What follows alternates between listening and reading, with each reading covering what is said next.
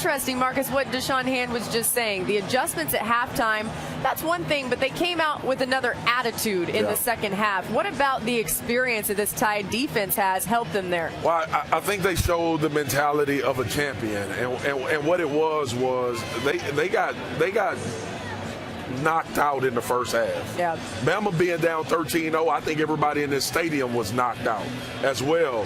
And the fact that they came back and was able to have success in the second half, it's all about that locker room and those players. We can talk about Coach Saban and the adjustment that he made, and we can talk about a lot of things that this coaching staff did.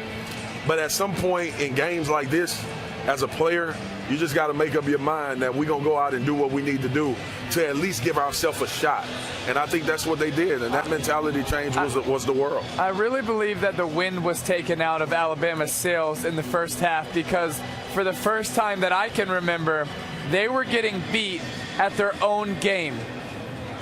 Georgia was out Alabamaing Alabama for the first time, and there wasn't a lot of hope.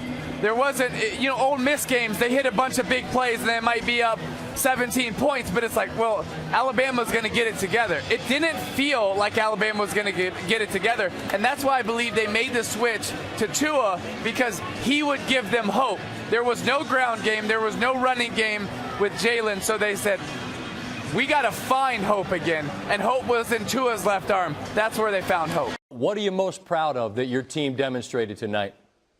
Well, I think the team just demonstrated tremendous resiliency in the game. We didn't play very well in the first half. We made a lot of mental errors, penalties, missed field goals, missed penalty. I mean, just a lot of things that were uncharacteristic for us. And the last thing I told the players before we went out there, you can't get affected by the mental clutter. You got to stay focused on all the things, the discipline and executing that we did all year long that got us here. And we didn't really do that in the first half, and made all the corrections, made some adjustments, and the players believed and went out there and competed really well. And even after missing the field goal in regulation, which was a little bit of a downer, just play the next play, just keep playing. And the players certainly did that. And that's the first time I saw that pass play on replay when you just showed it. So it was a pretty good play by Tua. As you've done this so often, how is each one different in terms of what it represents to you? Well, I can't really answer that, because I can tell you I was as happy as I've ever been when we scored that touchdown and won that game. I was so happy for our players. I was so happy for our fans. I was so happy for this team who's overcome tremendous adversity this year. The number of players we have injured, games missed by starters, getting behind in this game and just hanging in there.